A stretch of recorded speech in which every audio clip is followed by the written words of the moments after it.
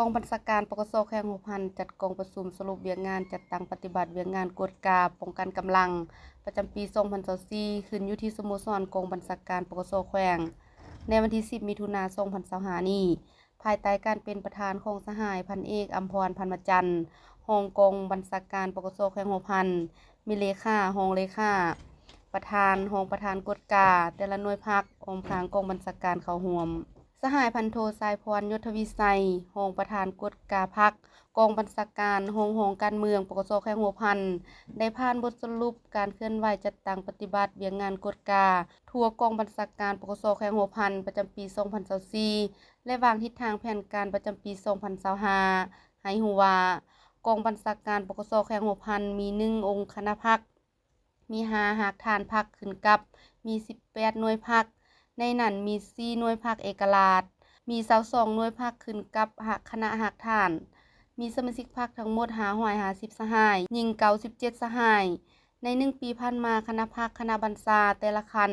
ได้ค้นคว้าเสริมสิมมติกองประชุมใหญ่ครั้งที่9ของพรรคเกี่ยวกับการกวดกาและเนื้อในมติกองประชุมใหญ่เวียกงานกวดกาทั่วประเทศของคณะกวดกาศูนย์กลางมติกองประชุมใหญ่ครั้งที่10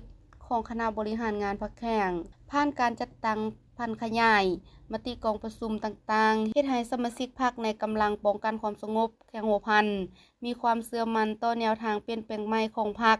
มีสติต่อกลอุบายของอิทธิกำลังปรปักษ์รับประกันด้านแบบแผนวิธีเฮ็ดเวียกการนำพาสีนำคงเขตที่ตนเองรับผิดชอบถือเอาความสามัคคีภายในให้นักแน่นเอาใจใส่พันขยายบรรดาแนวทางข้อกำหนดกฎระเบียบของกำลังป้องกันความสงบมาเป็นแบบแผนงานโครงการอันละเอียดเฮ็ดให้การเคลื่อนไหวเวียกงานของกรมกอง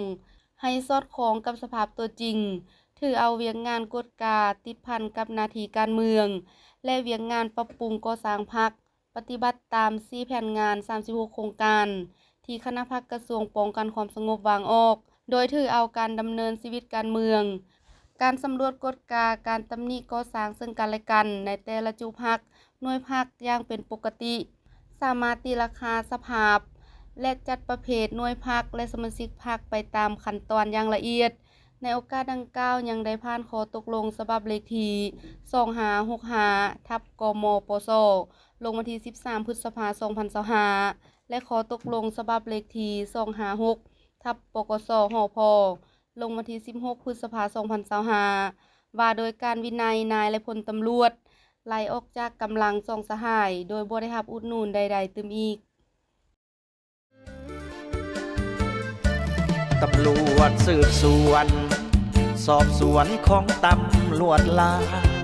มีบทบาทเลื่อมใสดังดาวพัฒนาก้าวเติบใหญ่เข้มแข็งภายใต้การนำคณะพรรคสีนำเบิ่งแยงอุ้มสู้เป็นพลังแห่งสีทางสองแจ้งอยู่ทุกเวลาสืบสวนสอบหาบรรดาปัจจัยสาเหตุเกิดขึ้นไม่ทั่วประเทศทุกคง